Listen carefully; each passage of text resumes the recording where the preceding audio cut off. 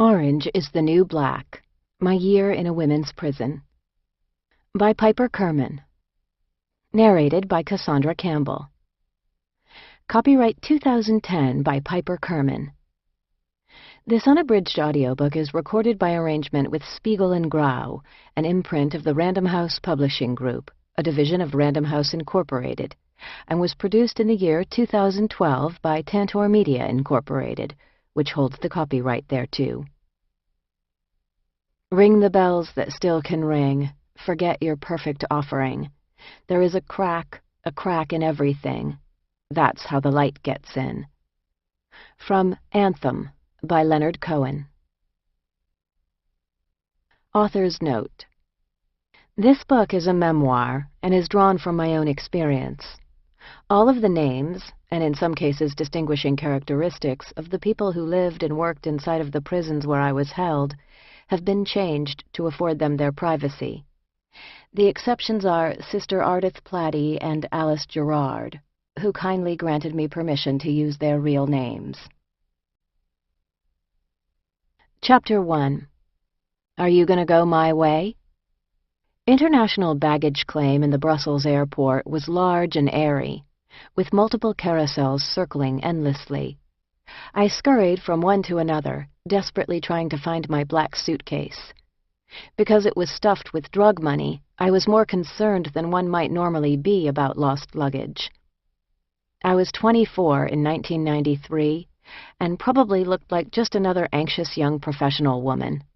My Doc Martens had been jettisoned in favor of beautiful handmade black suede heels. I wore black silk pants and a beige jacket, a typical jeune fille, not a bit counterculture, unless you spotted the tattoo on my neck. I had done exactly as I had been instructed, checking my bag in Chicago through Paris, where I had to switch planes to take a short flight to Brussels. When I arrived in Belgium, I looked for my black rollie at the baggage claim. It was nowhere to be seen. Fighting a rushing tide of panic, I asked in my mangled high school French what had become of my suitcase.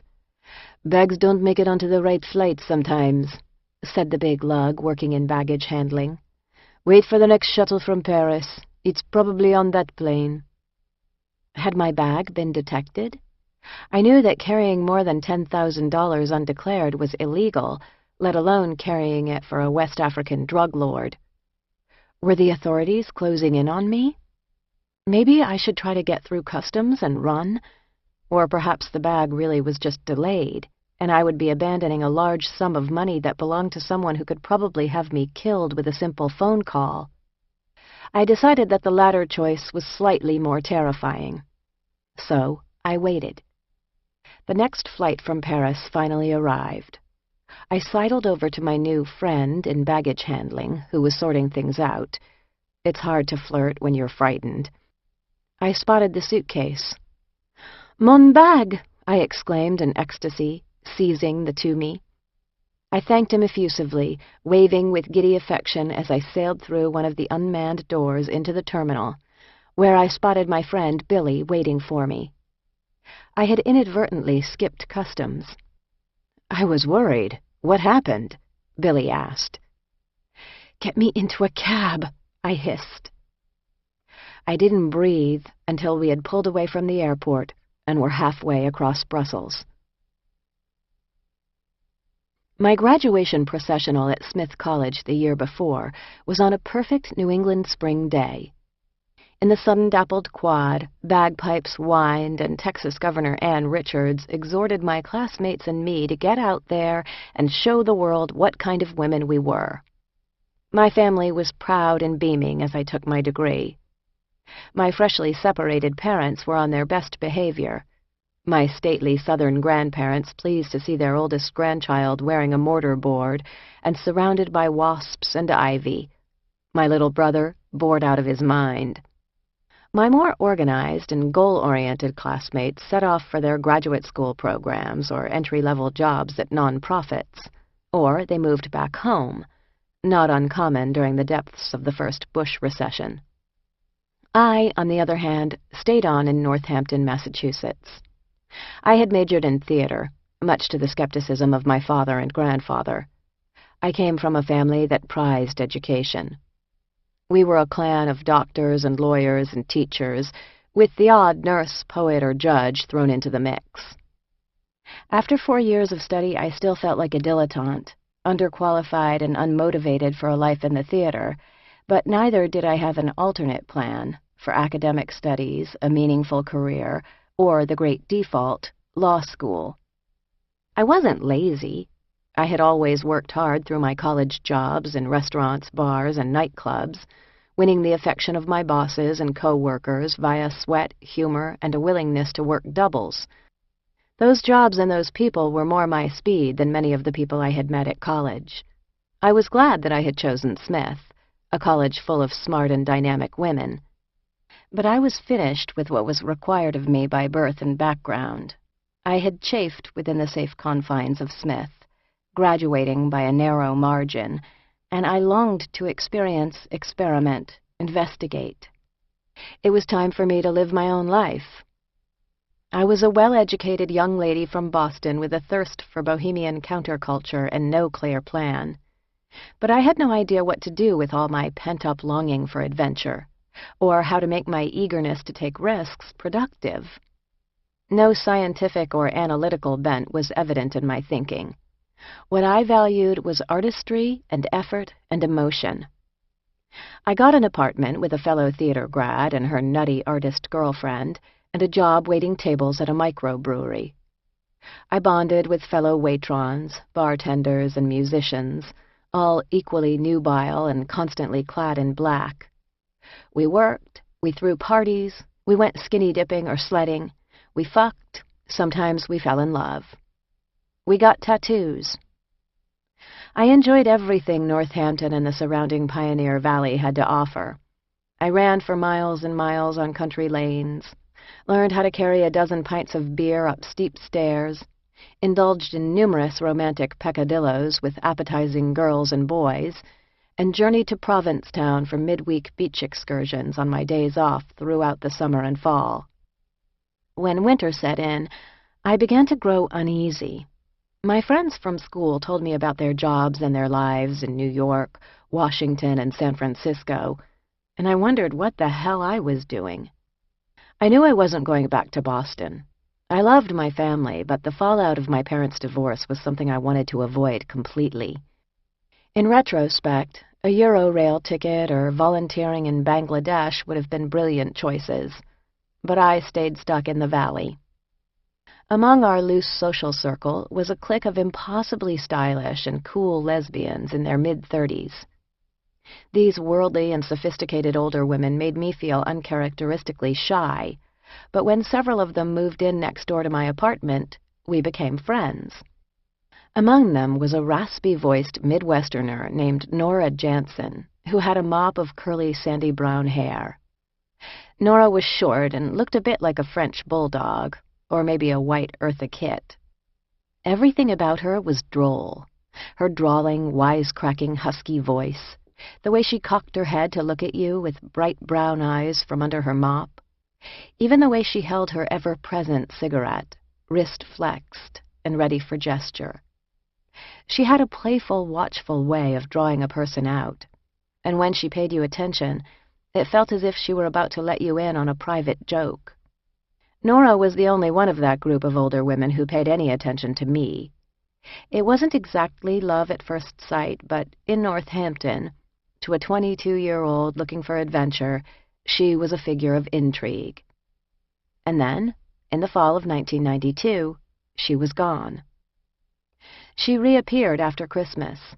Now she rented a big apartment of her own, furnished with brand-new arts and crafts-style furniture and a killer stereo. Everyone else I knew was sitting on thrift store couches with their roommates, while she was throwing money around in a way that got attention. Nora asked me out for a drink, just the two of us, which was a first. Was it a date? Perhaps it was, because she took me to the bar of the Hotel Northampton, the closest local approximation to a swank hotel lounge, painted pale green with white trellis work everywhere. I nervously ordered a margarita with salt, at which Nora arched a brow. "Sort of chilly for a marg?" she commented as she asked for a scotch. It was true. The January winds were making western Massachusetts uninviting. I should have ordered something dark in a smaller glass. My frosty margarita now seemed ridiculously juvenile. "What's that?" she asked, indicating the little metal box I had placed on the table. The box was yellow and green and had originally held sour lemon pastilles. Napoleon gazed westward from its lid, identifiable by his cocked hat and gold epaulettes. The box had served as a wallet for a woman I'd known at Smith, an upper-class woman who was the coolest person I had ever met. She had gone to art school, lived off campus, was wry and curious and kind and super hip, and one day when I had admired the box, she gave it to me.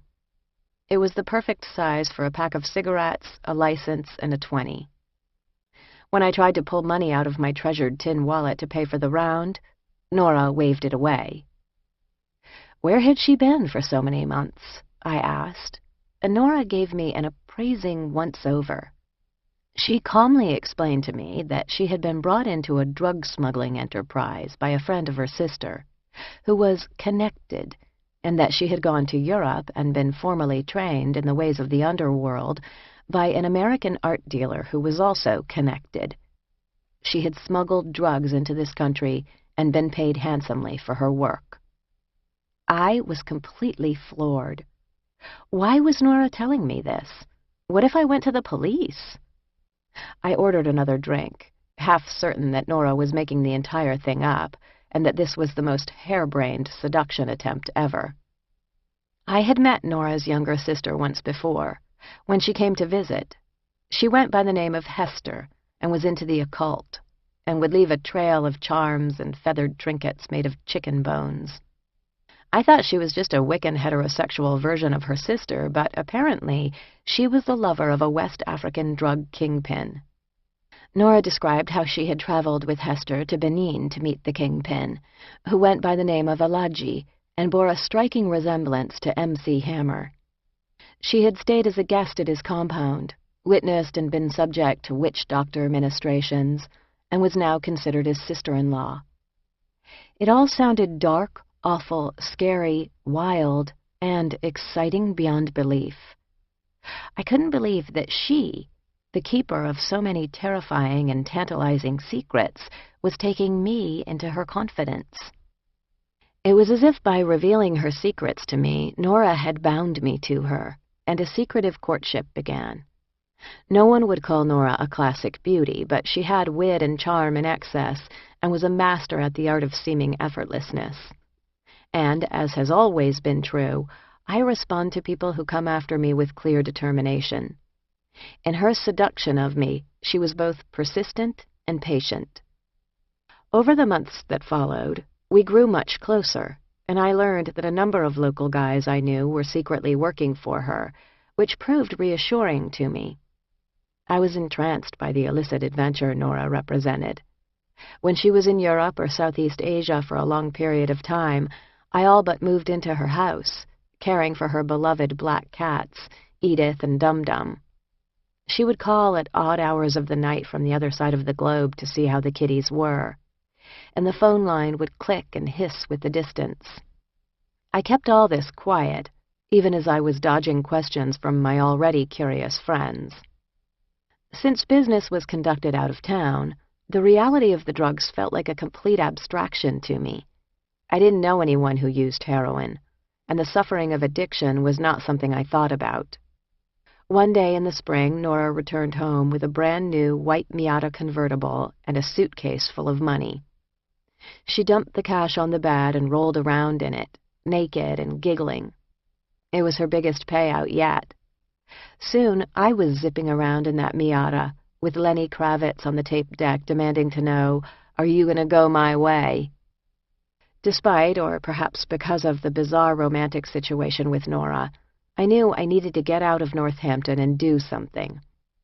My friend Lisa B. and I had been saving our tips and decided we would quit our jobs at the brewery and take off for San Francisco at the end of the summer. Lisa knew nothing about Nora's secret activities.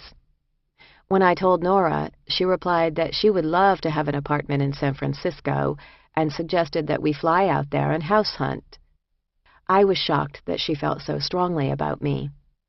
Just weeks before I was to leave Northampton, Nora learned that she had to return to Indonesia.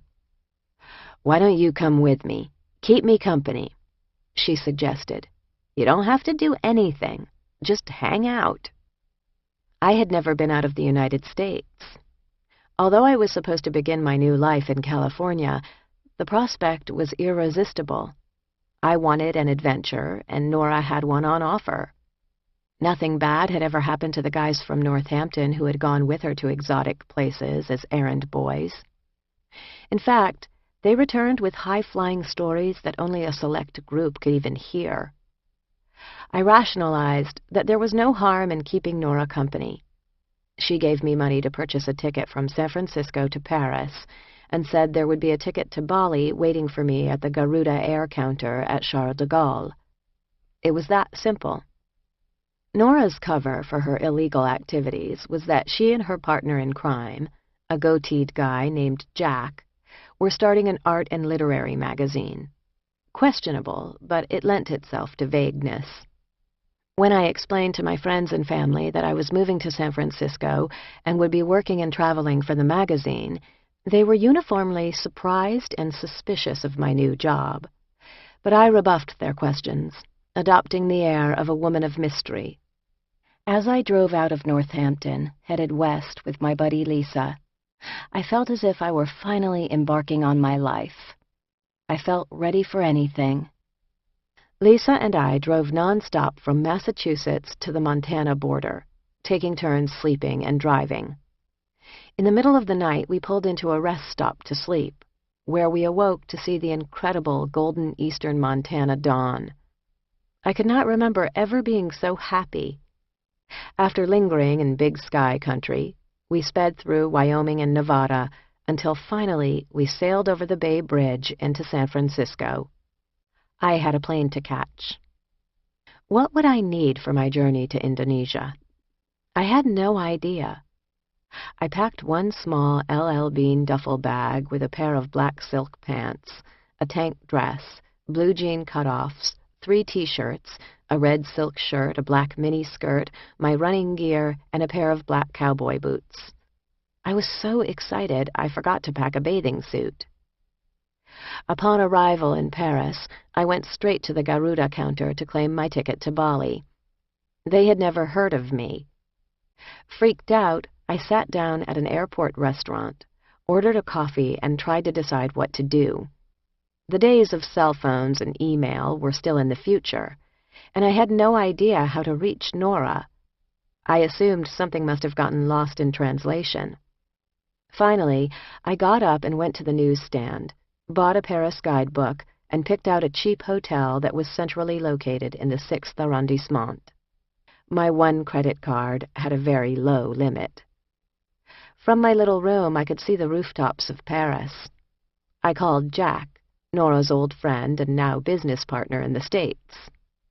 Snide and superior and obsessed with prostitutes, Jack was not one of my favorite people. "I'm stranded in Paris. Nothing Nora told me is right. What should I do?" I asked him. Jack was annoyed, but decided he could not leave me to my own devices. "Go find a Western Union. Tomorrow I'll wire you money for a ticket." The wire didn't come for several days, but I didn't mind. I wandered Paris in a haze of excitement, taking everything in.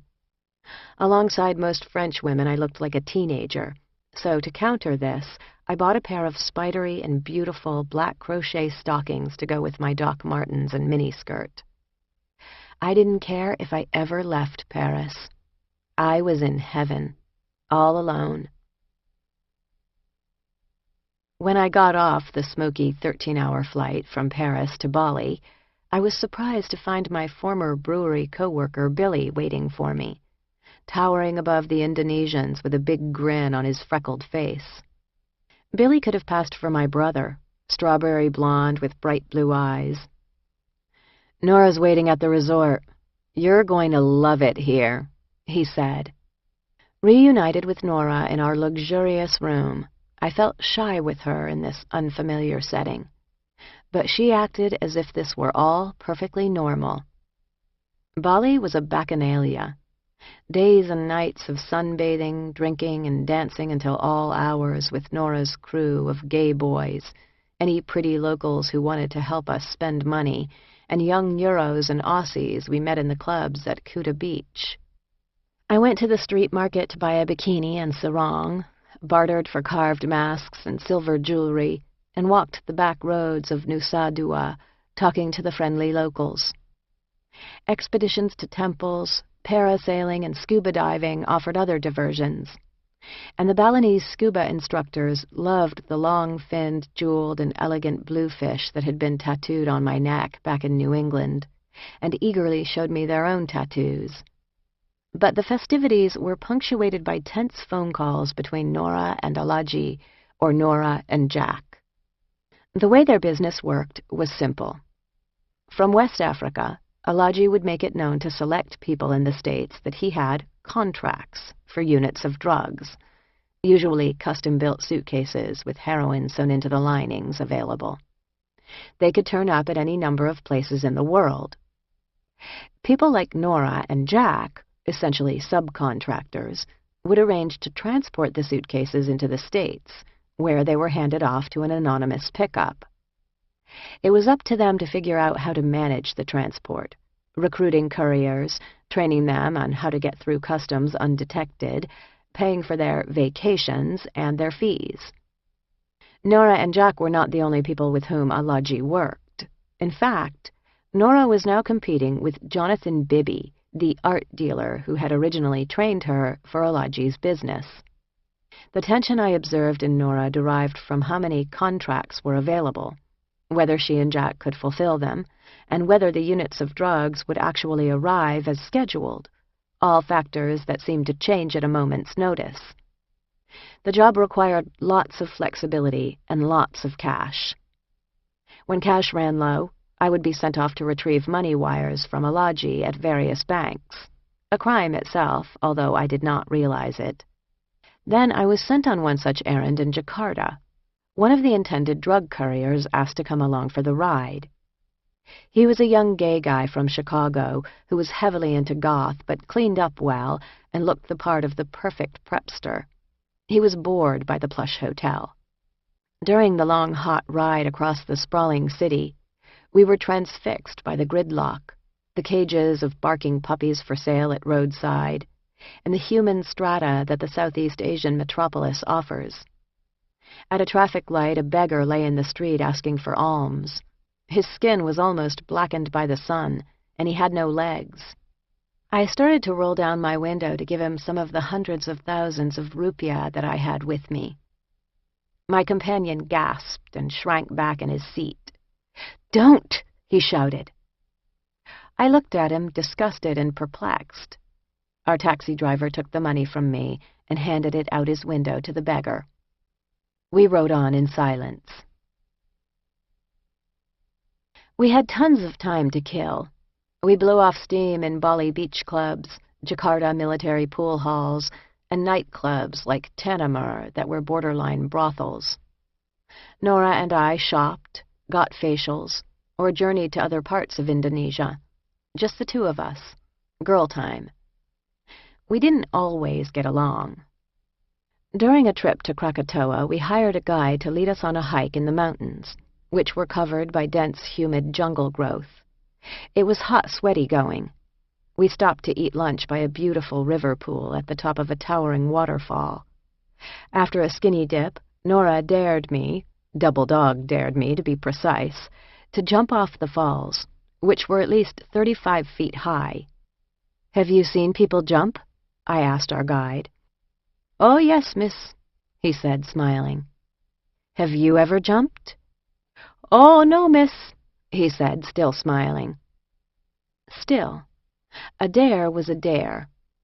Naked, I began to crawl down the rock that seemed like the most logical jumping place. The falls roared. I saw the churning, opaque green water far below. I was terrified, and this suddenly seemed like a bad idea. But the rock was slippery, and as I tried in vain to edge back like a crab, I realized that I was going to have to jump. There was no other way. I gathered all of my physical strength and flung myself off the rock and into the air, shrieking as I plunged deep into the green gorge below. I burst the surface, laughing and exhilarated. Minutes later, Nora came howling down the falls after me. When she popped up, she gasped, "You are crazy!" "You mean you wouldn't have gone if I had been too scared to jump?" I asked, surprised. "No fucking way," she replied. Right then and there, I should have understood that Nora was not to be trusted. Indonesia offered what seemed like a limitless range of experience, but there was a murky, threatening edge to it. I'd never seen such stark poverty as what was on display in Jakarta, or such naked capitalism at work in the enormous factories and the Texas drawls coming from across the hotel lobby where the oil company executives were drinking. You could spend a lovely hour chatting at the bar with a grandfatherly Brit about the charms of San Francisco and his prize greyhounds back in the UK. But when you took his business card on the way out, he would explain casually that he was an arms dealer. When I rode the elevator to the top of the Jakarta Grand Hyatt at dusk, stepped into the lush garden there, and began to run laps on the track that circuited the roof, I could hear the Muslim call to prayer echoing from mosque to mosque throughout the entire city. After many weeks, I was both sad and relieved to say goodbye to Indonesia and head back to the West. I was homesick. For 4 months of my life, I traveled constantly with Nora, occasionally touching down in the States for a few days. We lived a life of relentless tension, yet it was also crushingly boring. I had little to do, other than keep Nora company while she dealt with her mules. I would roam the streets of strange cities all alone. I felt disconnected from the world even as I was seeing it, a person without purpose or place. This was not the adventure I craved. I was lying to my family about every aspect of my life, and growing sick and tired of my adopted drug family. During a brief stay in the States to visit with my real and very suspicious family, I received a call from Nora, who said that she needed me to meet her in Chicago. O'Hare Airport was known as a safe airport, whatever that meant, and it was where the drugs were flown. I met her at the Congress Hotel on Michigan Avenue. What a dump, I thought.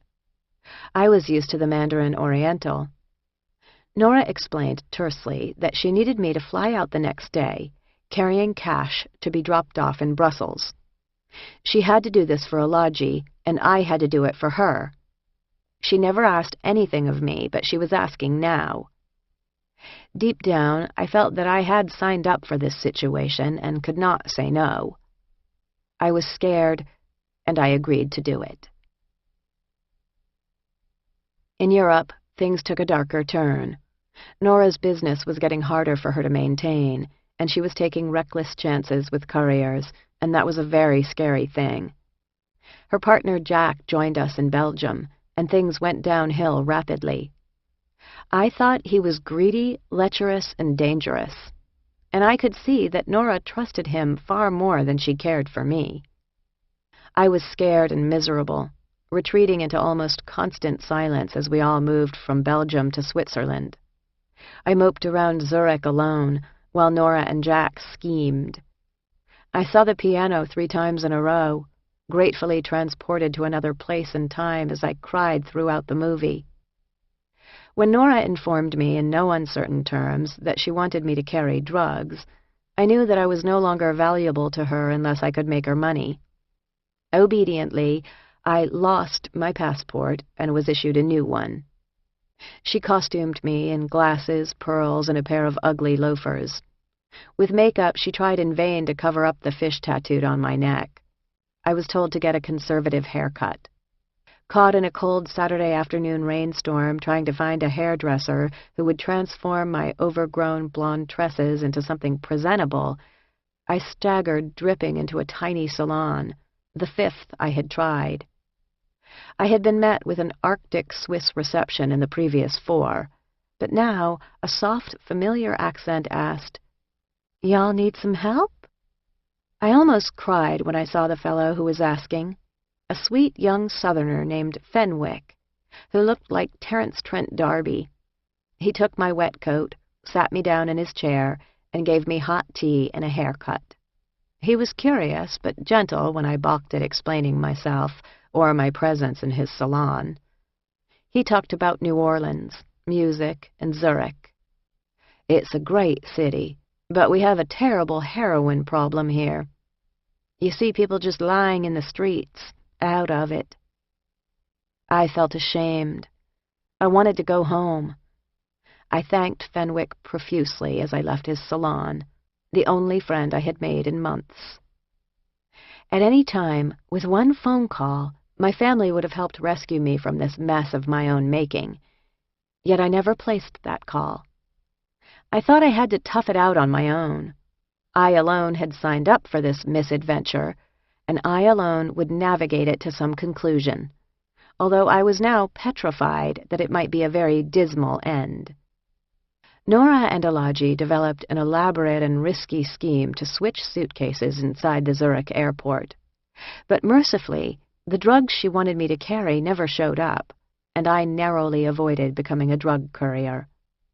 It seemed like it was only a matter of time before disaster would strike, and I was in way over my head. I knew I had to escape. When we got back to the States, I took the first flight to California I could get. From the safety of the West Coast, I broke all ties with Nora and put my criminal life behind me. Chapter 2. It all changed in an instant. San Francisco was a welcome refuge. I might be a freak, but at least I was among many. I found a place on the Lower Haight with my old friend Alfie, a brewery co-worker from back east who was now living in San Francisco. I was shell-shocked and felt like a smoking chunk of Skylab that had crashed through the atmosphere back to Earth. When Alfie wasn't around, I would sit on the floor of our apartment and ponder what I had done, astonished by how far afield I had wandered and how willing I had been to abandon myself on the journey. I vowed that I would never relinquish my sense of self again to anything or anyone. After spending months in the underworld, it took a while to get used to a normal life. I had been living on room service, exoticism, and anxiety for a long time. But I had several great friends from college now in the Bay Area who took me under their wing, pulling me into a world of work, barbecues, softball games, and other wholesome rituals. I quit smoking. I was terrified all the time about money and immediately got 2 jobs. I rose early in the morning to get to job 1 in the Castro, opening Josie's Juice Joint and Cabaret at 7 a.m., and I got home late at night after hostessing at a swank Italian restaurant across town in Pacific Heights. Finally, I got a real job at a TV production company that specialized in infomercials. The job required coaxing passers-by onto bizarre exercise equipment in public places, tending to the needs of C-list celebrities on set, and waxing facial hair off perfect strangers. I flew all over the country, filming people who wanted to be less fat, less poor, less wrinkled, less lonely, or less hairy. I found that I could talk to just about anyone, whether it was Bruce Jenner or a mom with a mustache, and find some common ground with them quickly. I wanted to be less poor, lonely, and hairy, too. I worked my way up from Gal Friday to a real producer, working on pre-production, filming, and editing for broadcast. I loved my job, much to the amusement of my friends, who would tease me about the latest late-night life-changing widget, scheme, or cream. I dated, but still felt pretty crispy and gun-shy after the flame-out with Nora. I was fine being serially single, with the occasional crazy romance thrown in to distract me from work. I never talked about my involvement with Nora to new friends, and the number of people who knew my secret remained very small. As time passed, I gradually relaxed inside my head. I started to feel as though there were no second shoe, and it had all been a crazy interlude. I thought I understood risk. I considered my time abroad with Nora as a crash course on the realities of the world, how ugly things can get, and how important it is to stay true to yourself even in the midst of an adventure or experiment. In my travels, I had encountered all kinds of people whose dignity seemed to have a price, widely variable, and I thought that next time I had better set my price higher than anyone would pay. With all that worldly wisdom secreted in my memory, I was feeling pretty damned lucky. Great job, great friends, great city, great social life. Through mutual friends, I met Larry, the only pal I knew who worked as much as I did in leisure-loving San Francisco. He ran a wire service called Alternet at a non-profit media institute. When I would crawl exhausted out of the editing room after hours, I could always count on Larry for late dinner or later drinks. In fact, Larry was always up for anything. Random tickets to a random music festival, Larry was in. Want to get up early on Sunday and go to church at Glide in the Tenderloin, and then go on a 6-hour urban hike with pit stops for Bloody Marys?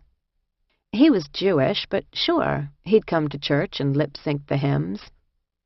He wasn't my only straight male friend, but we shared a particularly simpatico sense of humor, and he quickly became the most reliable source of fun that I knew. As Larry's new best lesbian buddy, I got to hear about his every romantic conquest and reversal in gory detail, which was both appalling and entertaining.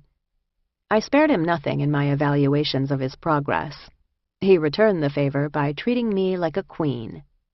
One evening, a bike messenger arrived at my office with a parcel that yielded a real Philadelphia soft pretzel, complete with spicy mustard, which Larry had personally imported just for me from a trip back east. How sweet, I thought, chewing. But then a disturbing thing happened. Larry got hung up on one of his attempted conquests, and a rather drippy one at that. He became distinctly less fun. I was not the only one who noticed this. "She's leading him around by his nose," other friends smirked. We mocked him mercilessly, but that didn't seem to have much effect. So I had to take matters into my own hands, and in a dark corner of a dirty nightclub, I sacrificed myself for Larry's dignity, kissing him squarely on his surprised, wise-cracking mouth. That got his attention. And mine. What the hell was I thinking? I proceeded to pretend for several months that nothing had happened, while I tried to sort out my feelings. Larry was nothing like any guy I'd ever been involved with in the past. For one thing, I liked him. For another, he was a short, scrappy, eager-to-please guy with big blue eyes, a big grin, and exceedingly big hair. I had deigned to sleep only with tall, exotically handsome narcissists in the past. I didn't particularly want to date a man, and this man wasn't even my type. Except that he was. Larry was completely my type. Even after the weirdness of our barroom kiss, we were still inseparable, although he was understandably confused, but he didn't push. He didn't demand answers or clarity. He just waited. When I remembered that pretzel, I realized that Larry had been in love with me back then, and I was in love with him. Within months, we were a real official couple, much to the shock of our skeptical friends. In fact, it was the easiest relationship I had ever been in by far. Being with him made me undeniably happy. So, when Larry came to me, conflicted and confused, to tell me that he had been offered a great magazine job back east, it didn't really disturb my equilibrium. My next step seemed so obvious, so natural, that the decision practically made itself. I quit my beloved job to move back east with him. By far the best risk I have ever taken. Larry and I landed in New York in 1998. He was an editor at a men's magazine. I worked as a freelance producer, and settled in a West Village walk-up. One warm May afternoon, the doorbell rang. I was working at home, still in my pajamas. "Who is it?" I asked over the intercom. "Miss Kerman, it's Officers Maloney and Wong." "Yes?" I wondered what the local cops wanted in the building. "Can we speak with you a moment?" "What is this about?" I was suddenly suspicious. "Miss Kerman, I think it would be better if we spoke face to face." Maloney and Wong, large men dressed in street clothes, walked up 5 flights of stairs and sat themselves down in the living room. Maloney did all the talking while Wong looked at me impassively. "Miss Kerman, we are U.S. Customs officers. We are here to notify you that you've been indicted in federal court in Chicago on charges of drug smuggling and money laundering." He handed me a sheet of paper. "You need to appear in court on that date at that place. If you do not appear, you will be taken into custody." I blinked at him silently, and the veins in my temples suddenly pounded as if I had run miles at top speed. The noise in my head scared me. I had put my past behind me, had kept it secret from just about everyone, even Larry. But that was over. I was shocked at how physical my fear was. Maloney took out a pad and paper and conversationally asked, "Would you like to make a statement, Miss Kerman?" "I think I'd better speak with a lawyer. Don't you, Officer Maloney?" I staggered uptown to Larry's office, barely remembering to change out of my pajamas. Babbling, I pulled him out onto West 22nd Street. "What's wrong? Are you mad at me?" he asked. I drew a deep breath because I couldn't talk otherwise. "I've been indicted in federal court for money laundering and drug trafficking." "What?" He was amused. He looked around, as if perhaps we were participating in some secret street theater. "It's true. I'm not making it up. I just came from the house. The feds were there. I need to use a phone. I need a lawyer. Can I use a phone?" Wait, maybe I couldn't use the phone. Maybe all the phones remotely associated with me, including all of Larry's office phones, were tapped. Every crazy, paranoid thing that Nora had ever told me was screaming for attention inside my head. Larry was looking at me as if I had lost my mind. "I need to use someone else's cell phone. Whose phone can I use?" Minutes later, I was on the fire escape outside Larry's office, using Larry's coworker's phone to call a friend in San Francisco who was the biggest big-shot lawyer I knew. He got on the line. "Wallace, it's Piper. 2 federal agents just came to my door and told me that I've been indicted for money laundering and drug trafficking." Wallace laughed. This was the reaction I would eventually get used to when friends first learned of my predicament. "Wallace, I'm totally fucking serious. I have no idea what to do. I'm freaking out. You have to help me."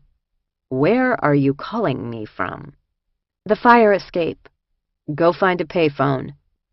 I walked back into Larry's office. "I need to find a payphone." "Honey, what the hell is going on?" he said. He looked exasperated, worried, and a little annoyed. "I really don't know. I gotta go make this call. I'll come back and find you." Later, when he heard a condensed and probably less than coherent explanation of the situation, Larry was uncharacteristically quiet. He didn't yell at me for not telling him I was a former criminal before we combined our lives. He didn't chastise me for being a reckless, thoughtless, selfish idiot. As I emptied my savings account for lawyers' fees and bond money, he didn't suggest that perhaps I had ruined my life and his too. He said, "We'll figure it out." He said, "It will all work out, because I love you." That day was the beginning of a long, torturous expedition through the labyrinth of the U.S. criminal justice system. Wallace helped me find a lawyer. Confronted with the end of my life as I knew it, I adopted my standard pose when in over my head and scared. I closed myself off, telling myself that I had gotten into this mess and it was no one's fault but my own. I would have to figure out a solution on my own. But I wasn't in this alone. My family and my unsuspecting boyfriend came along for the miserable ride. Larry, my parents, my brother, my grandparents, they all stood by me the entire way, though they were appalled and ashamed by my heretofore hidden criminal past. My father came to New York, and we spent an excruciating 4 hours driving up to New England, where my grandparents were spending the summer. I wasn't feeling hip, cool, adventurous, counterculture, or rebellious. All I felt was that I had willfully hurt and disappointed everyone I loved most and carelessly thrown my life away.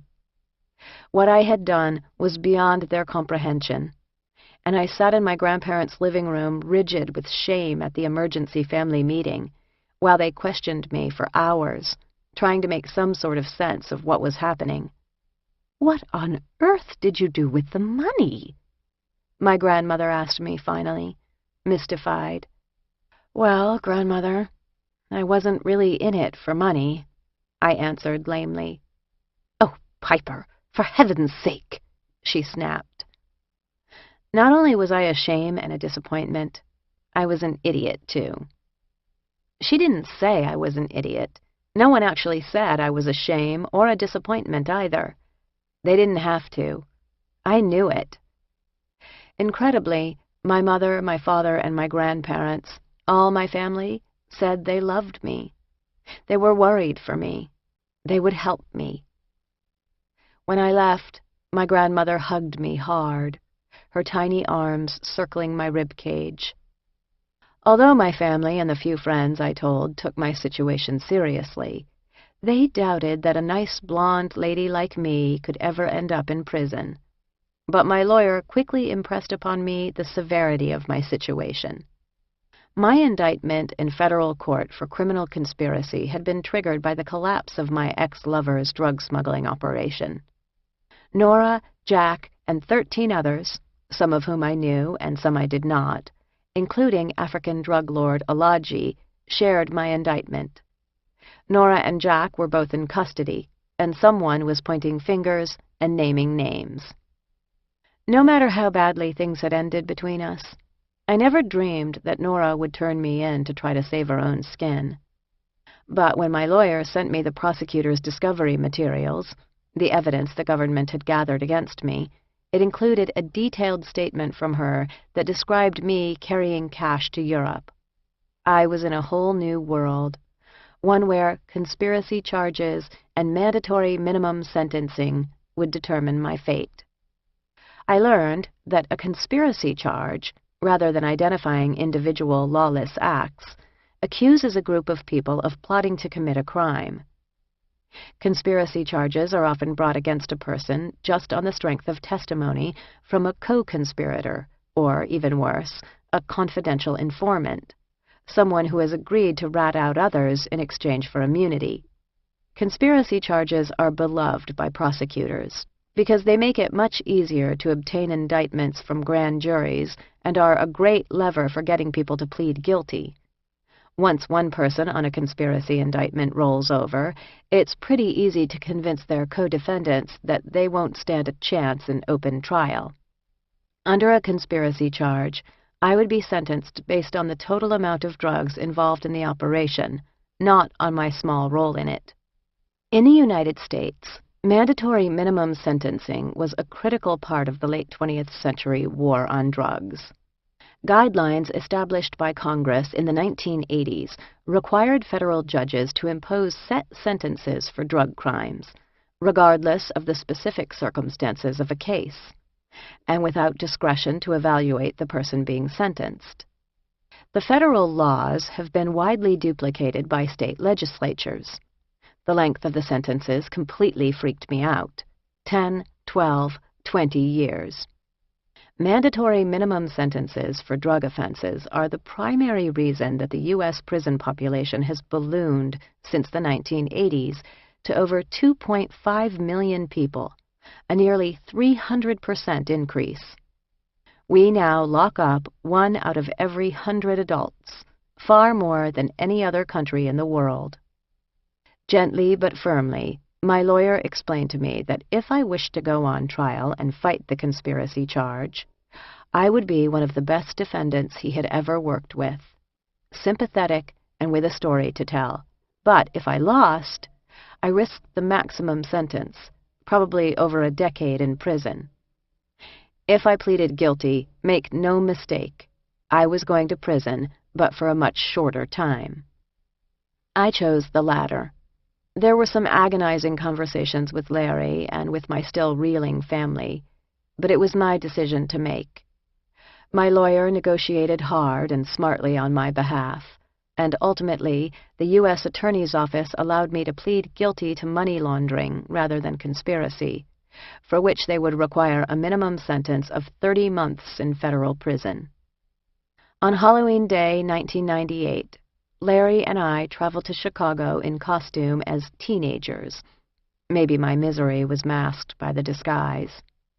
That night, we hit the town with our friends Gab and Ed, who had no clue about my predicament and thought I was in Chicago for work.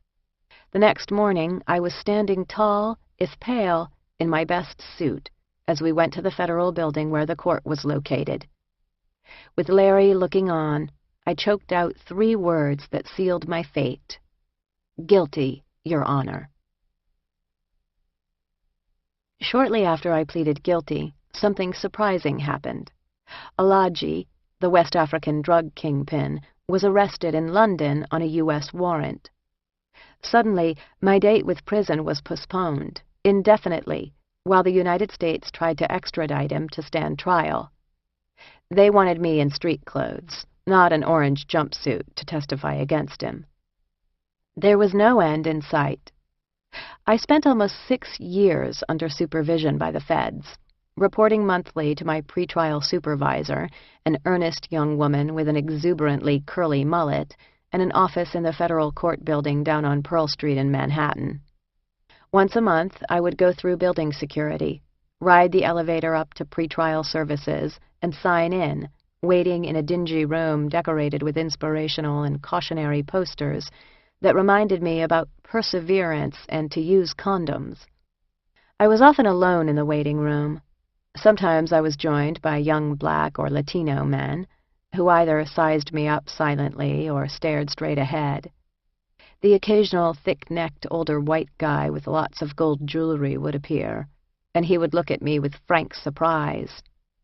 Once in a while there would be another female, never white, sometimes accompanied by children. They always ignored me. When my Miss Finnegan would finally appear and beckon, I would trail her to her office, where we would sit awkwardly for a few minutes. "So, any news on your case?" "Nope." "Well, this sure is a long one." Every now and then she would apologetically drug test me. I always tested clean. Eventually, Miss Finnegan left the department to go to law school, and I was transferred to the equally mild-mannered Miss Sanchez. She had long Frito chip fingernails painted Barbie pink. "You're my easiest one," she would say every month, cheerfully. Over more than 5 years of waiting, I thought about prison in every imaginable way. My predicament remained a secret from almost everyone I knew. Initially, it was too terrible, too overwhelming, and too uncertain to tell anyone what was happening. When the extradition delay struck, the situation grew too weird to broach with friends who didn't know. "I'm going to prison someday." I felt that I just had to gut it out in silence. My friends who did know were mercifully quiet on the subject as the years dragged on, as if God had put me on hold. I worked hard at forgetting what loomed ahead, pouring my energies into working as a creative director for web companies and exploring downtown New York with Larry and our friends. I needed money to pay my huge ongoing legal fees, so I worked with the clients my hipster colleagues found unsexy and unpalatable: big telecom, big petrochemicals, and big shadowy holding companies. With everyone but Larry, in my interactions I was partially absent. Only to him could I reveal my fear and shame. With folks who knew nothing of my criminal secret and looming imprisonment, I was simply not quite myself. Pleasant, sometimes charming, but aloof, distant, perhaps even indifferent. Even with close friends who knew what was happening, I wasn't fully engaged. I was always observing myself with an unstated foresight, a sense that whatever was happening now didn't matter much given what was to come. Somewhere on the horizon was coming devastation, the arrival of Cossacks and hostile Indians. As the years passed, my family almost began to believe that I would be miraculously spared. My mother was certainly logging a lot of hours in church. But never for a minute did I allow myself to indulge in that fantasy. I knew that I would go to prison. There were times when I was pretty damn depressed. But the revelation was that my family and Larry still loved me despite my massive fuck-up, that my friends who knew my situation never turned away from me, and that I could still function in the world professionally and socially, despite having ostensibly ruined my life. I began to grow less fearful about my future, my prospects for happiness, and even about prison, as more and more time passed. The main reason was Larry. When I was indicted, we were definitely in love, but just 28 and freshly arrived in New York, we were not thinking about the future beyond where we would move when the guy we were subletting from reappeared from London. When my criminal past reappeared, who could have blamed him if he had sat me down and said, "I did not sign up for this crazy shit. I thought you were good crazy, not scary crazy." Who could predict how a nice Jewish boy from New Jersey would process the information that his ex-lesbian boho wasp girlfriend was also a soon-to-be convicted felon? Who knew that my extroverted, mercurial, over-caffeinated boyfriend would be so patient, so capable, and so resourceful? That when I cried myself into hyperventilation, he would hold my head and comfort me? That he would guard my secret and make it his own? That when I moped for too long, letting the poor me blues clamp around my ankles and drag me down to very bad places, he would fight to get me back, even if it meant terrible battles and tough days and nights at home? In July 2003, we were in Massachusetts at my family's beach shack. On a beautifully sunny day, Larry and I kayaked out to Pea Island, a speck of rock and sand set in a small cove off Buzzards Bay. The island was placid and deserted.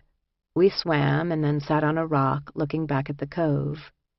Larry was fumbling with his swimming trunks, and I eyed him sideways, wondering why he was being so weird. He withdrew a plastic baggie from his swim trunks, and from it a metal box. "P, I got you these rings because I love you, and I want you to have them because you mean so much to me. There's 7 of them, for every year we've been together. We don't have to get married if you don't want to, but I want you to have them." Of course, I can't remember another word he said because I was so surprised and astonished and touched and thrilled that I couldn't hear anything more. I just shouted, "Yes!" The box held 7 hammered gold rings, each as thin as manila paper, to be worn stacked. And he had gotten himself a ring, too, a thin silver band that he worried nervously on his finger. My family was ecstatic.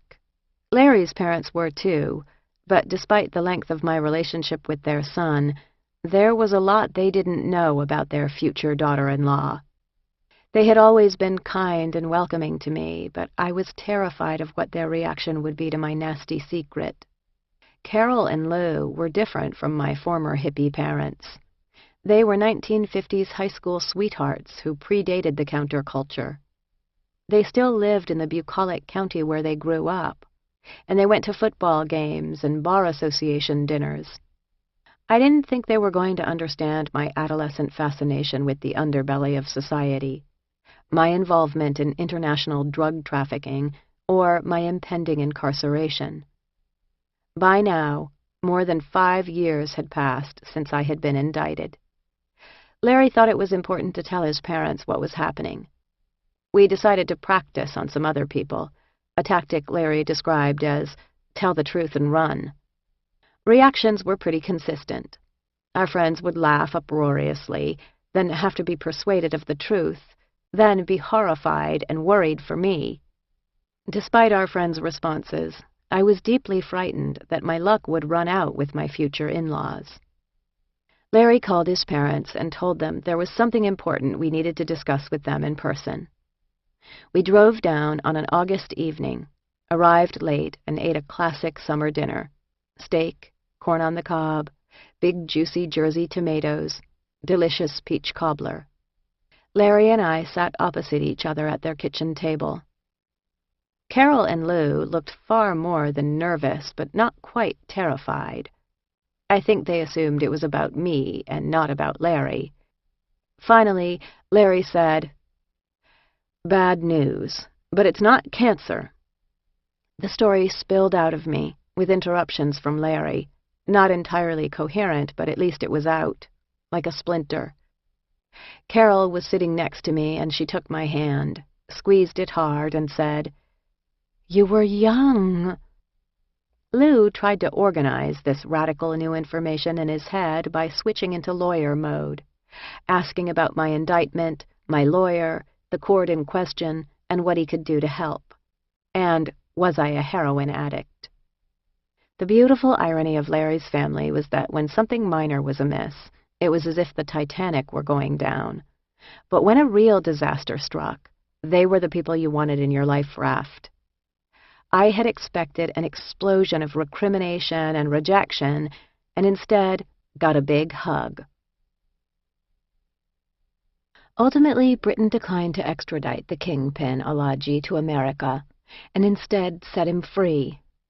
My lawyer explained that as a Nigerian, he was a citizen of the British Commonwealth and enjoyed certain protections under British law. A little bit of web research revealed that he was a wealthy and powerful businessman gangster in Africa, and I could certainly imagine that he might have connections that could make pesky things like extradition treaties go away. Finally, the U.S. Attorney in Chicago was willing to move forward with my case. To prepare for my sentencing, I wrote a personal statement to the court and broke my silence with more friends and co-workers, asking them to write letters vouching for my character and asking the judge for leniency. It was an incredibly humbling and difficult experience to approach people I had known for years, confess my situation, and ask for their help. Their collective response was devastating. I had steeled myself for rejection, knowing it would be perfectly reasonable for someone to decline on any number of grounds. Instead, I was overwhelmed by kindness and concern, and cried over every letter, whether it described my childhood, my friendships, or my work ethic. Each person strived to convey what they thought was important and great about me, which flew in the face of how I felt, profoundly unworthy. One of my dearest friends from college, Kate, wrote this to the judge. I believe that her decision to enter into criminal activity was partially motivated by a sense that she was alone in the world and had to look out for herself. Since the time that she made those decisions, her relationships with others have changed and deepened. I believe that she now knows that her life is entwined with those of people who love her. Finally, my sentencing date drew near.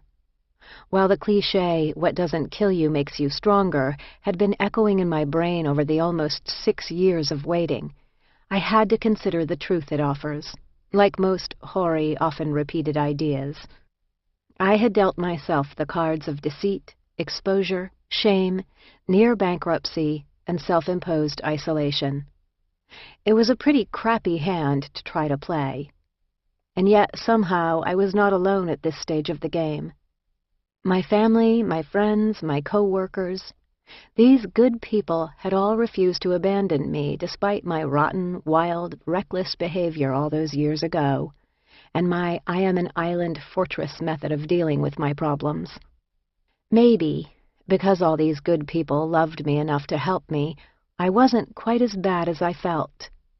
Maybe there was a part of me that was worthy of their love. Larry and I again flew to Chicago, and I met with my lawyer, Pat Cotter, the day before my sentencing. We hoped for a shorter sentence than 30 months, and with Pat's careful, painstaking, and persuasive legal work, the U.S. Attorney had agreed not to oppose our motion in light of the lengthy delay. I showed Pat my options for courtroom wardrobe, one of my sleek creative director pantsuits, a militaristic navy coat dress that had to be the most conservative piece of clothing I owned, and a bonus choice, a skirt suit from the 1950s that I had won on eBay, soft cream with a delicate blue window pane check. Very country club. "That's the one," said Pat, motioning at the skirt suit. "We want him to be reminded of his own daughter or niece or neighbor when he looks at you." I couldn't sleep that night, and Larry flicked on the hotel television to a yoga channel, where a smooth, handsome yogi struck pretzel poses on a hypnotic Hawaiian beach. I wished fervently that I were there instead. On December 8th, 2003, I stood in front of Judge Charles Norgal with a small group of my family and friends sitting behind me in the courtroom. Before he handed down my sentence, I made my statement to the court. "Your Honor, more than a decade ago, I made bad decisions on both a practical and a moral level. I acted selfishly, without regard for others. I knowingly broke the law, I lied to my loving family, and I distanced myself from my true friends. I am prepared to face the consequences of my actions and accept whatever punishment the court decides upon. I am truly sorry for all the harm I have caused to others, and I know the court will deal fairly with me. I would like to take this opportunity to thank my parents, my fiancé, and my friends and colleagues who are here today and who have loved and supported me, and to apologize to them for all the pain, worry, and embarrassment I have caused them. Your Honor, thank you for hearing my statement and considering my case." I was sentenced to 15 months in federal prison, and I could hear Larry, my parents, and my friend Kristen crying behind me. I thought it was a miracle it wasn't a longer sentence, and I was so exhausted by waiting that I was eager to get it over with as quickly as possible. Still, my parents' suffering was worse than any strain, fatigue, or depression that the long legal delay caused me. But the wait continued, this time for my prison assignment. It felt a lot like waiting for my college acceptance letter. I hope I get into Danbury in Connecticut. Anywhere else would have proved disastrous in respect to seeing Larry or my family with any frequency. West Virginia, 500 miles away, had the next closest federal women's prison. When the thin envelope arrived from the federal marshals telling me to report to the Federal Correctional Institution, FCI, in Danbury, on February 4th, 2004, my relief was overwhelming. I tried to get my affairs in order, preparing to vanish for over a year. I had already read the books on Amazon about surviving prison, but they were written for men.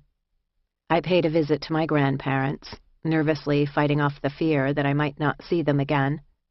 About a week before I was to report, Larry and I met a small group of friends at Joe's Bar on 6th Street in the East Village for an impromptu going away.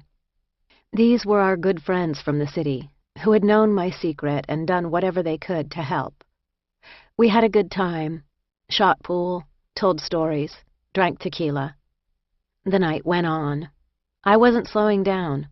I wasn't going to exercise any tequila restraint. I wasn't going to be a bummer. Night turned into morning, and finally someone had to go home.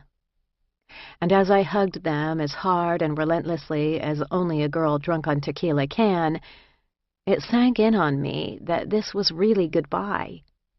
I didn't know when I would see any of my friends again, or what I would be like when I did. And I started to cry.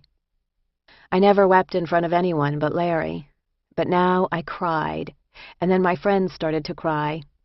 We must have looked like lunatics, a dozen people sitting in an East Village bar at 3 a.m, sobbing. I couldn't stop. I cried and cried as I said goodbye to every one of them. It took forever. I would calm down for a minute and then turn to another friend and start to sob again. Completely beyond embarrassment, I was so sad. The next afternoon I could barely see myself between the puffy slits that were my eyes. I had never looked worse, but I felt a little better. My lawyer, Pat Cotter, had sent his share of white-collar clients off to prison. He advised me, "Piper, I think for you the hardest thing about prison will be chicken shit rules enforced by chicken shit people. Call me if you run into trouble. And don't make any friends."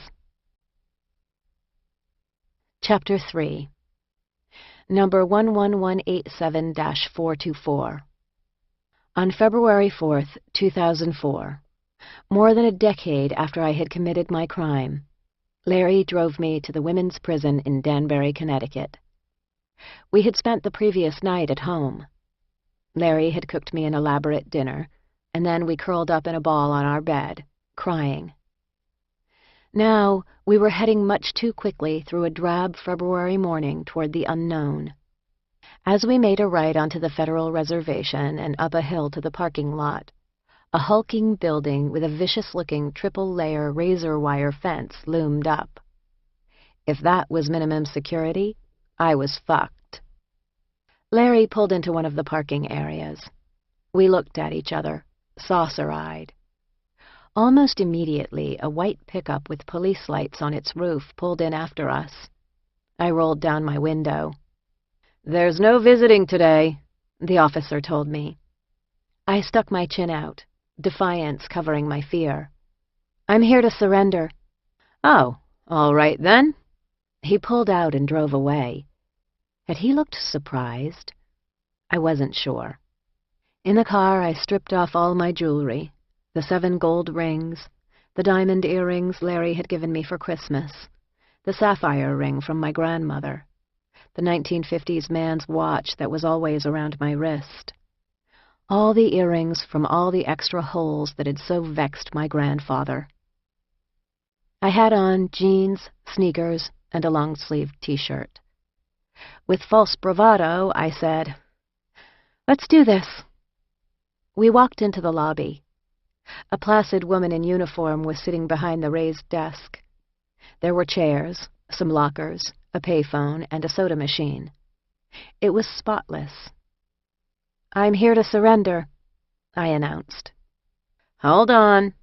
She picked up a phone and spoke to someone briefly. "Have a seat." We sat. For several hours. It got to be lunchtime. Larry handed me a foie gras sandwich that he had made from last night's leftovers. I wasn't hungry at all, but unwrapped it from the tinfoil and munched every gourmet bite miserably. I am fairly certain that I was the first Seven Sisters grad to eat duck liver chased with a Diet Coke in the lobby of a federal penitentiary. Then again, you never know. Finally, a considerably less pleasant-looking woman entered the lobby. She had a dreadful scar down the side of her face and neck. "Kerman?" she barked. We sprang to our feet. "Yes, that's me." "Who's this?" she said. "This is my fiancé." "Well, he's got to leave before I take you in." Larry looked outraged. "That's the rule. It prevents problems. You have any personal items?" I had a manila envelope in my hands, which I handed to her. It contained my self-surrender instructions from the U.S. Marshals, some of my legal paperwork, 25 photographs, an embarrassing number of my cats, lists of my friends' and family's addresses, and a cashier's check for $290 that I had been instructed to bring. I knew I would need money in my prison account to make phone calls and buy something. I couldn't imagine what. "Can't take that," she said, handing the check to Larry. "But I called last week and they told me to bring it." "He has to send it to Georgia, then they'll process it," she said with absolute finality. "Where do we send it?" I asked. I was suddenly furious. "Hey, do you have that Georgia address?" the prison guard asked over her shoulder to the woman at the desk while poking through my envelope. "What are these, pictures? You got any nudie-judies in here?" She raised an eyebrow in her already crooked face. Nudie-judies? Was she for real? She looked at me as if to ask, "Do I need to go through all these photos to see if you're a dirty girl?" "No nudie-judies," I said. 3 minutes into my self-surrender, and I already felt humiliated and beaten. Okay. Are you ready? I nodded. Well, say goodbye. Since you're not married, it could be a while until he can visit. She took a symbolic step away from us, I guess to give us privacy. I looked at Larry and hurled myself into his arms, holding on tight as I could. I had no idea when I would see him again, or what would happen to me in the next 15 months. He looked as if he was going to cry, yet at the same time he was also furious. "I love you. I love you," I said into his neck in his nice oatmeal sweater that I had picked for him. He squeezed me and told me he loved me too. "I'll call you as soon as I can," I croaked. "Okay." "Please call my parents." "Okay." "Send that check immediately." "I know." "I love you." And then he left the lobby, rubbing his eyes with the heel of his hand. He banged the doors hard and walked quickly to the parking lot. The prison guard and I watched him get into the car. As soon as he was out of sight, I felt a surge of fear. She turned to me. "You ready?" I was alone with her and whatever else was waiting for me. "Yeah." "Well, come on." She led me out the door Larry had just exited from, turning right and walking along that vicious towering fence. The fence had multiple layers. Between each layer was a gate through which we had to be buzzed. She opened the gate and I stepped in. I looked back over my shoulder at the free world. The next gate buzzed. I stepped through again, wire mesh and barbed metal soaring all around me. I felt fresh rising panic. This was not what I had expected. This was not how minimum security camps had been described. This didn't look at all like Club Fed. This was scaring the crap out of me. We reached the door of the building and again were buzzed in. We walked through a small hallway into an institutional tiled room with harsh fluorescent light. It felt old, dingy, clinical, and completely empty. She pointed into a holding cell with benches bolted to the walls and metal screens over all visible sharp edges. "Wait in there." Then she walked through a door into another room. I sat on a bench facing away from the door. I stared at the small high window through which I could see nothing but clouds. I wondered when I would see anything beautiful again. I meditated on the consequences of my long-ago actions and seriously questioned why I was not on the lam in Mexico. I kicked my feet. I thought about my 15-month sentence, which did nothing to quell my panic. I tried not to think about Larry. Then I gave up and tried to imagine what he was doing, with no success. I had only the most tenuous idea of what might happen next, but I knew that I would have to be brave. Not foolhardy, not in love with risk and danger, not making ridiculous exhibitions of myself to prove that I wasn't terrified. Really, genuinely brave. Brave enough to be quiet when quiet was called for. Brave enough to observe before flinging myself into something. Brave enough to not abandon my true self when someone else wanted to seduce or force me in a direction I didn't want to go. Brave enough to stand my ground quietly. I waited an unquantifiable amount of time while trying to be brave. "Kerman?" As I was unaccustomed to being called like a dog, it took her a number of shouts before I realized that meant move. I jumped up and peered cautiously out of the holding cell. "Come on." The prison guard's rasp made it hard for me to understand what she was saying. She led me into the next room, where her co-workers were lounging. Both were bald, male, and white. One of them was startlingly big, approaching 7 feet tall. The other was very short. They both stared at me as if I had 3 heads. "Self-surrender," my female escort said to them by way of explanation as she started my paperwork. She spoke to me like I was an idiot, yet explained nothing during the process. Every time I was slow to answer or asked her to repeat a question, Shorty would snort derisively, or worse, mimic my responses. I looked at him in disbelief. It was unnerving, as it was clearly intended to be, and it pissed me off, which was a welcome switch from the fear I was battling. The female guard continued to bark questions and fill out forms. As I stood at attention and answered, I could not stop my eyes from turning toward the window, to the natural light outdoors. "Come on." I followed the guard toward the hallway outside the holding cell.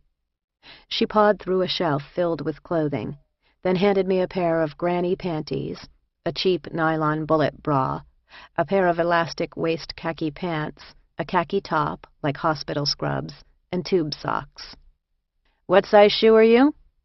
9.5. She handed me a little pair of blue canvas slippers like you would buy on the street in any Chinatown. She indicated a toilet and sink area behind a plastic shower curtain. "Strip." I kicked off my sneakers, took off my socks, my jeans, my t-shirt, my bra, and my underpants, all of which she took from me. It was cold. "Hold your arms up." I did, displaying my armpits. "Open your mouth and stick out your tongue. Turn around, squat, spread your cheeks, and cough." I would never get used to the cough part of this drill, which was supposed to reveal contraband hidden in one's privates. It was just so unnatural. I turned back around, naked. "Get dressed." She put my own clothes in a box. They would be mailed back to Larry, like the personal effects of a dead soldier. The bullet bra, though hideous and scratchy, did fit. So, in fact, did all of the khaki prison clothes, much to my amazement. She really had the eye. In minutes, I was transformed into an inmate. Now she seemed to soften toward me a bit. As she was fingerprinting me, a messy and oddly intimate process, she asked, "How long you been with that guy?" 7 years, I replied sullenly. "You know what you were up to?" Up to? What did she know? My temper flared again as I said defiantly, "It's a 10-year-old offense. He had nothing to do with it." She seemed surprised by this, which I took as a moral victory. "Well, you're not married, so you probably won't be seeing him for quite a while. Not until he gets on your visitor list." The horrifying reality that I had no idea when I would see Larry again shut me right down. The prison guard was indifferent to the devastating blow she had just dealt me. She had been distracted by the fact that no one seemed to know how to use the ID machine camera. Everyone took a turn poking at it, until finally they produced a photo that made me look remarkably like serial killer Eileen Wuornos. My chin was raised defiantly, and I looked like hell. I later figured out that everyone looks either thuggish or murderous or terrified and miserable in their prison ID photo. I'm proud to say that against all odds, I fell into the former category, though I felt like the latter. The ID card was red, with a barcode and the legend, U.S. Department of Justice Federal Bureau of Prisons, inmate. In addition to the unflattering photo, it also bore my new registration number in large numerals, 11187-424. The last 3 numbers indicated my sentencing district, Northern Illinois. The first 5 numbers were unique to me, my new identity. Just as I had been taught to memorize my aunt and uncle's phone number when I was 6 years old, I now silently tried to commit my reg number to memory. 11187-424, 11187-424, 11187-424, 11187-424, 11187-424, 11187-424, 11187-424, 11187-424, 11187-424, 11187-424. After the ID debacle, Ms. Personality said, "Mr. Butorski's going to talk to you, but first go into medical." She pointed into another small room. "Mr. who?" I went and stared out the window, obsessing about the razor wire and the world beyond it from which I had been taken, until a medic, a round Filipino man, came to see me. He performed the most basic of medical interviews, which went quickly, as I have been blessed with more or less perfect health. He told me he needed to perform a TB test, for which I extended my arm. "Nice veins," he said with very genuine admiration. "No track marks." Given his total lack of irony, I thanked him.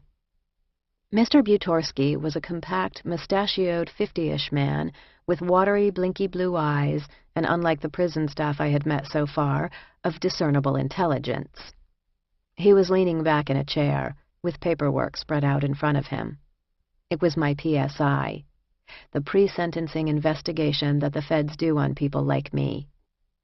It's supposed to document the basic facts of one's crime, one's prior offenses, one's family situation and children, one's history of substance abuse, work history, everything important. "Kerman, sit down." He gestured, looking at me in a way that I suspect was much practiced to be calculating, penetrating, and measuring. I sat. He regarded me for several seconds in silence. I kept my chin firm and didn't look at him. "How are you doing?" he asked. It was startling to have anyone show the slightest interest in how exactly I was doing. I felt a flood of gratitude in spite of myself. "I'm okay." "You are?" I nodded, deciding this was a good situation for my tough act. He looked out the window. "In a little bit, I'm going to have them take you up to the camp," he began. My brain relaxed a bit and my stomach unclenched. I followed his gaze out the window, feeling profound relief that I wouldn't have to stay down here with evil Shorty. "I'll be your counselor at the camp. You know, I've been reading your file." He gestured at my PSI on the desk. "Sort of unusual. Pretty big case." Was it? I realized I had absolutely no idea if it was a big case or not. If I was a big-time criminal, who exactly would my cellmates be? "And it's been a long time since you were involved in all that," he continued. "That's pretty unusual. I can tell you've matured since then." He looked at me. "Yeah, I guess so," I muttered. "Well, look, I've been working up at that camp for 10 years. I run that camp. It's my camp, and there's nothing that goes on up there that I don't know about." I was embarrassed by how relieved I felt. I didn't want to see this man or any prison staffer as my protector, but at the moment he was the closest thing to human I had encountered. "We've got all types up there. What you really have to watch is the other inmates. Some of them are all right. No one's going to mess with you unless you let them.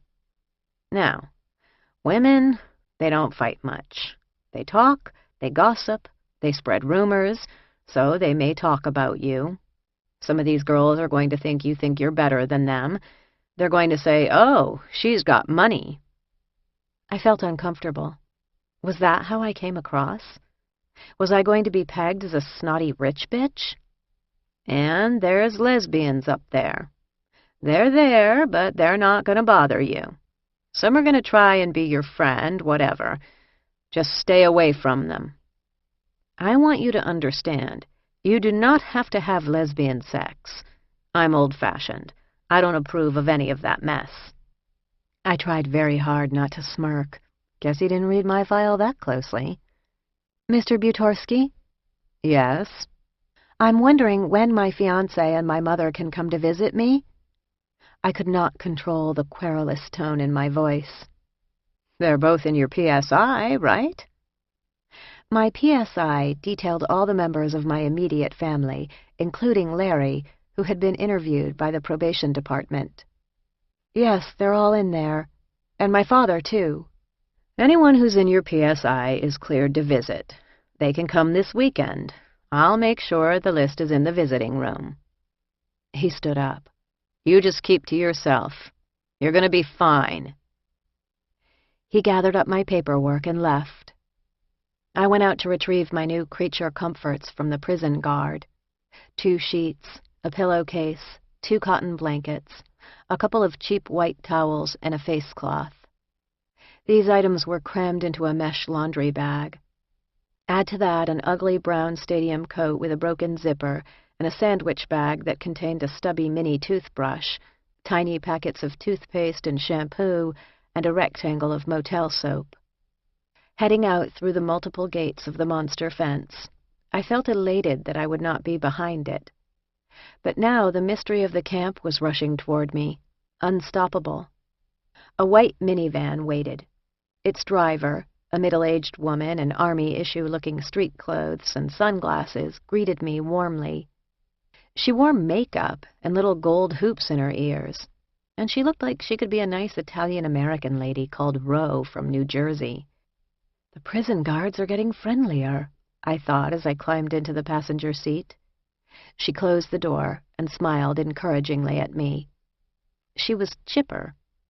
I stared back at her. She flipped up the sunglasses. "I'm Minetta. I'm an inmate, too." "Oh!" I was flabbergasted that she was a prisoner, and she was driving, and wearing makeup. "What's your name? Your last name?" People go by their last names here. "Kerman," I replied. "Is this your first time down?" "My first time here?" I was confused. "Your first time in prison." I nodded. "You doing okay, Kerman?" she asked as she guided the minivan up a small hill. "It's not so bad. You're going to be all right. We'll take care of you. Everyone's okay here, though you've got to watch out for the stealing. How much time do you have?" "How much time?" I bleated. "How long is your sentence?" "Oh, 15 months. "That's not bad. That'll be over in no time." We circled to the back entrance of a long, low building that resembled a 1970s elementary school. She pulled up next to a handicapped ramp and stopped the car. Clutching my laundry bag, I followed her toward the building, picking through patches of ice while the cold penetrated my thin rubber soles.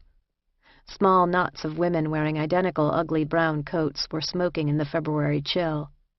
They looked tough and depressed, and they all had on big, heavy black shoes. I noticed that one of them was hugely pregnant. What was a woman that pregnant doing in prison? "Do you smoke?" Minetta asked. "No." "Good for you. We'll just get you your bed assignment and get you settled. There's the dining hall." She gestured to her left down several stairs. She was talking the entire time, explaining everything about Danbury Federal Prison Camp, none of which I was catching. I followed her up a couple of stairs and into the building. "TV room, there's the education office, that's the CO's office. Hi, Mr. Scott." CO, that's the correctional officer. He's all right. "Hey, Sally." She greeted a tall white woman. "This is Kerman. She's new. Self-surrender." Sally greeted me sympathetically with another, "Are you okay?" I nodded, mute. Minetta pressed on. "Here's more offices. Those are the rooms up there, the dorms down there." She turned to me, serious. "You're not allowed down there. It's out of bounds for you. You understand?" I nodded, not understanding a thing. Women were surging all around me, black, white, Latino, every age here in my new home, and they made a tremendous collective din in the linoleum and cinder-block interior. They were all dressed in khaki uniforms different from the one I was wearing, and they all wore huge, heavy-looking black work shoes. I realized that my attire made it glaringly obvious that I was new. I looked down at my little canvas slippers and shivered in my brown coat. As we proceeded up the long main hall, several more women came up and greeted me with the standard, "You're new. Are you all right?" They seemed genuinely concerned. I hardly knew how to respond, but smiled weakly and said hello back. "Okay, here's the counselor's office. Who's your counselor?" "Mr. Butorsky." "Oh, well, at least he does his paperwork. Hold on, let me see where they put you." She knocked on the door with some authority. Opening it, she stuck her head in, all business. "Where did you put Kerman?" Butorsky gave her a response that she understood, and she led me up to room 6. We entered a room that held 3 sets of bunk beds and 6 waist-high metal lockers. 2 older women were lying on the lower bunks. "Hey, Annette, this is Kerman. She's new, a self-surrender. Annette will take care of you," she told me. "Here's your bed." She indicated the one empty top bunk with a naked mattress. Annette sat up. She was a small, dark 50-ish woman with short, spiky black hair. She looked tired. "Hi," she said in a Jersey accent. "How are you? What's your name again?" "It's Piper Kerman." Minetta's work was apparently done. I thanked her profusely, making no effort to hide my gratitude, and she exited. I was left with Annette and the other silent woman, who was tiny, bald, and seemed much older, maybe 70. I cautiously placed my laundry bag on my bunk and looked around the room. In addition to the steel bunk beds and lockers, everywhere I looked there were hangers with clothes, towels, and string bags dangling from them. It looked like a barracks. Annette got out of bed and revealed herself to be about 5 feet tall. "That's Miss Luce. I've been keeping stuff in your locker. I gotta get it out. Here's some toilet paper. You gotta take it with you." "Thank you." I was still clutching my envelope with my paperwork and photos in it, and now a roll of toilet paper. "Did they explain to you about the Count?" she asked. "The Count?" I was getting used to feeling completely idiotic. It was as if I'd been homeschooled my whole life and then dropped into a large, crowded high school. "Lunch money? What's that?" "The Count. They count us 5 times a day, and you have to be here or wherever you're supposed to be, and the 4 o'clock count is a standing count, and the other ones are at midnight, 2 a.m., 5 a.m., and 9 p.m. Did they give you your PAC number?" "PAC number?" "Yeah, you'll need it to make phone calls. Did they give you a phone sheet?" "No? You need to fill it out so you can make phone calls. Maybe Torricello will let you make a call if you ask him. It's his late night. It helps if you cry. Ask him after dinner. Dinner's after the 4 o'clock count, which is pretty soon, and lunch is at 11. Breakfast is from 6:15 to 7:15. How much time do you have?" 15 months. How much time do you have?" 57 months. If there was an appropriate response to this information, I didn't know what it was. What could this middle-class, middle-aged Italian-American lady from Jersey possibly have done to get 57 months in federal prison? Was she Carmela Soprano? 57 months. From my pre-surrender due diligence, I knew it was verboten to ask anyone about their crime. She saw that I was unsure what to say and helped me out. "Yeah, it's a lot of time," she said sort of dryly. "Yeah," I agreed.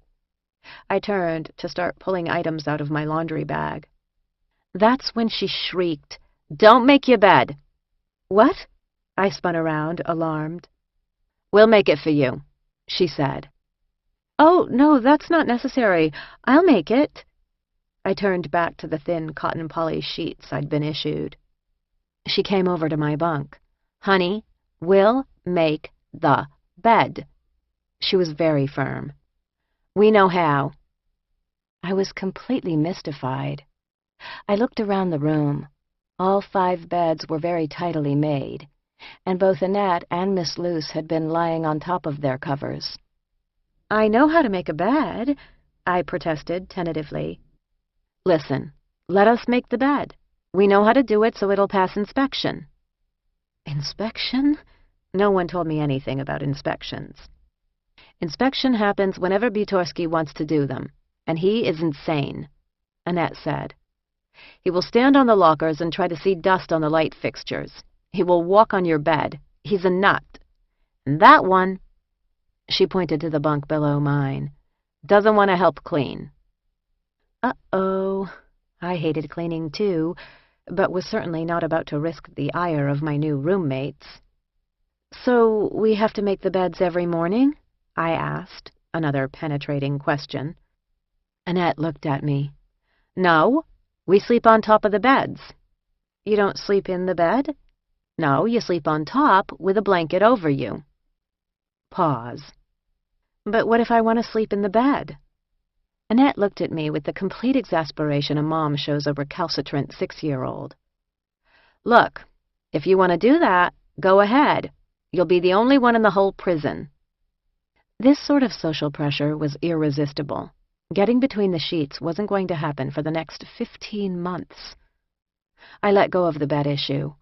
The thought of hundreds of women sleeping on top of perfectly made military-style beds was too strange for me to deal with at that moment. Plus, somewhere nearby, a man was bellowing, "Count time, count time, count time, count time, ladies!" I looked at Annette, who looked nervous. "See that red light?" Out in the hallway, over the officer's station, was a giant red bulb that was now illuminated. "That light comes on during count. When that light is on, you better be where you're supposed to be, and don't move until it goes off." Women were streaming back and forth in the hallway, and 2 young Latinas came hurrying into the room.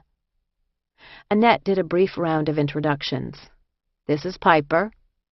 They barely glanced at me. "Where is the woman who sleeps here?" I asked about my missing bunkmate. "That one? She works in the kitchen, so they count her down there. You'll meet her." She grimaced. "Okay, shh. It's a stand-up count. No talking." The 5 of us stood silent by our bunks, waiting. The entire building was suddenly quiet. All I could hear was the jangling of keys and the thud of heavy boots. Eventually, a man stuck his head into the room and counted us. Then, several seconds later, another man came in and counted us. When he left, everyone sat down on beds and a couple of footstools, but I figured it wouldn't be cool to sit on my absent bunkmate's bed, so I leaned on my empty locker. Minutes passed. The 2 Latina women began to whisper to Miss Luce in Spanish. Suddenly we heard, "Recount, ladies!" Everyone leaped back on their feet, and I stood at attention. "They always screw it up," muttered Annette under her breath. "How hard is it to count?"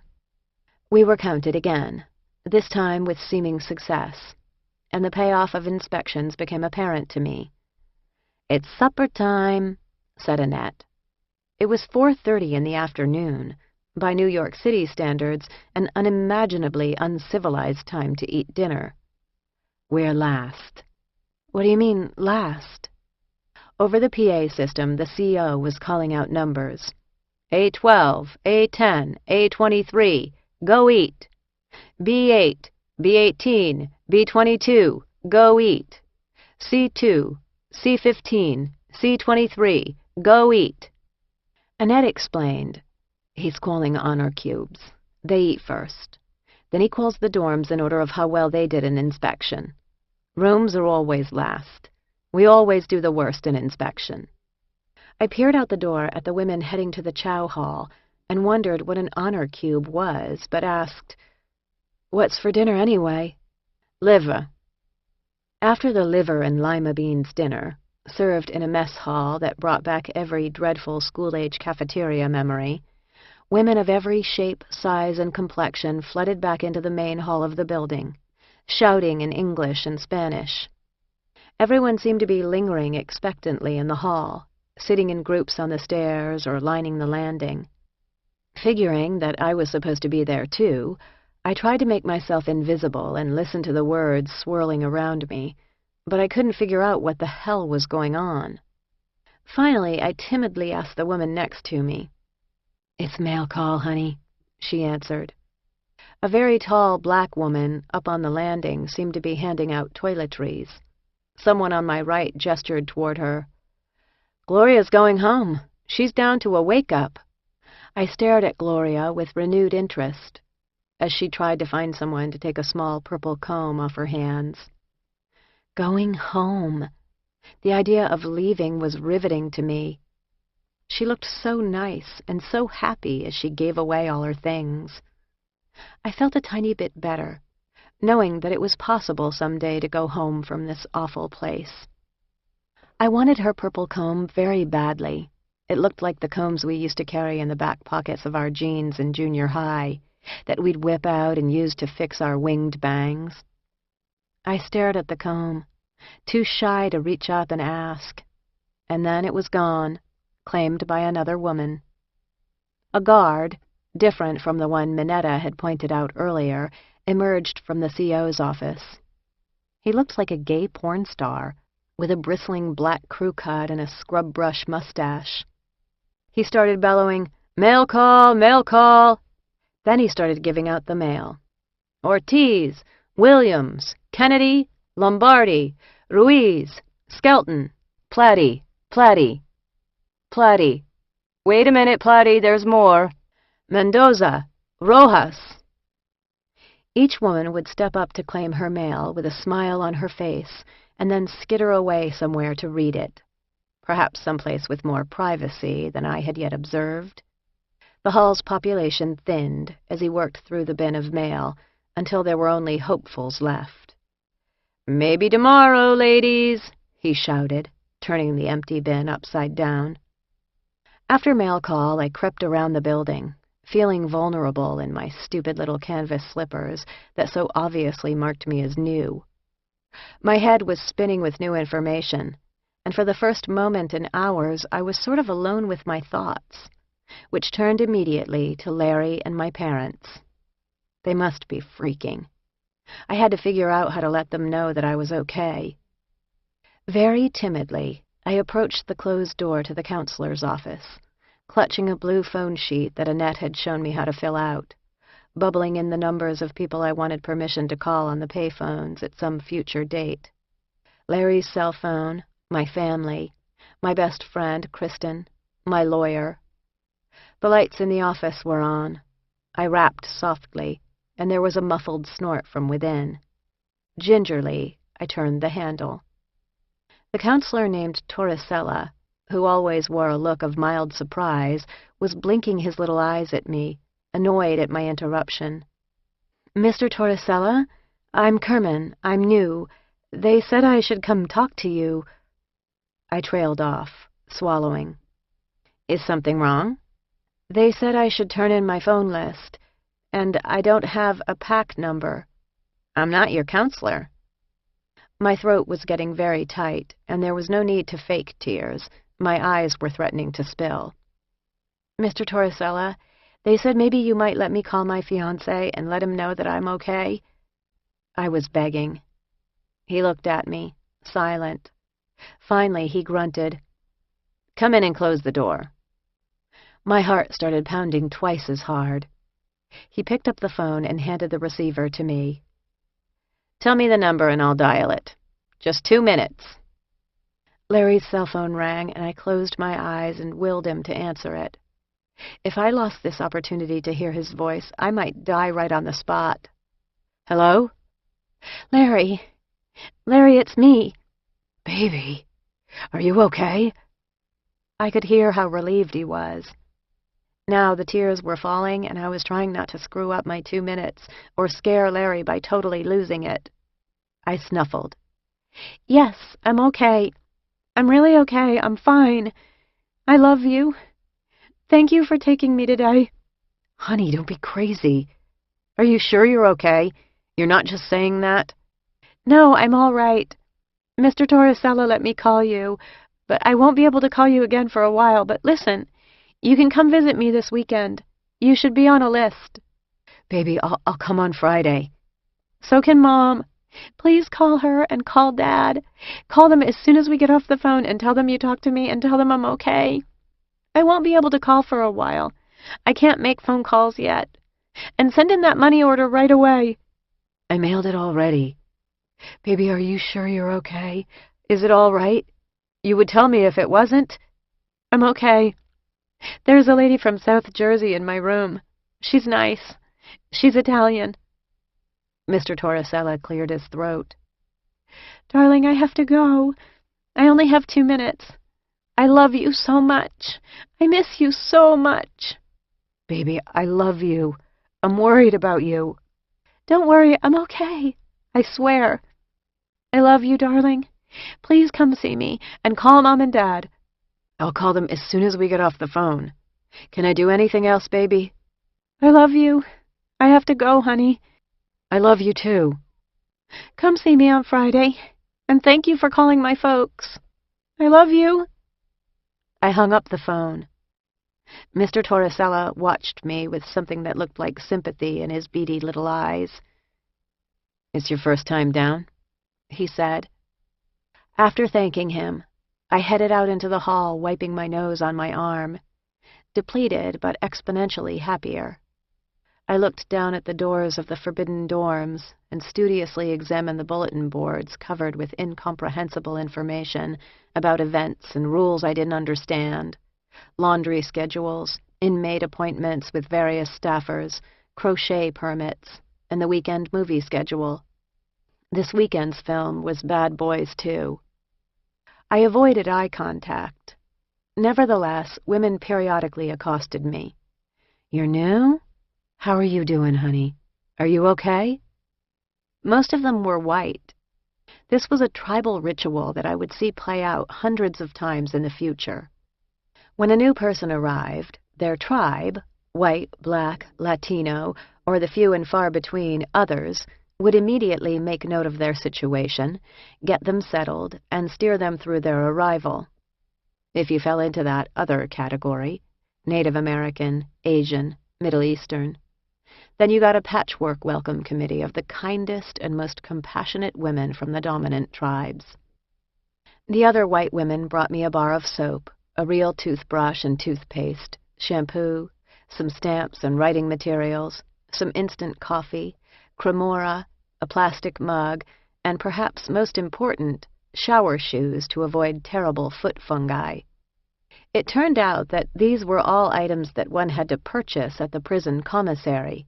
You didn't have the money to buy toothpaste or soap? Tough. Better hope that another prisoner would give it to you. I wanted to bawl every time another lady brought me a personal care item and reassured me, "It'll be okay, Kerman." By now, conflicting things were churning around in my brain and my guts. Had I ever been so completely out of my element as I was here in Danbury? In a situation where I simply didn't know what to say or what the real consequences of a wrong move might be. The next year was looming ahead of me like Mount Doom, even as I was quickly learning that compared with most of these women's sentences, 15 months were a blip, and I had nothing to complain about. So though I knew I shouldn't complain, I was bereft. No Larry, no friends, no family to talk to keep me company, to make me laugh, to lean on.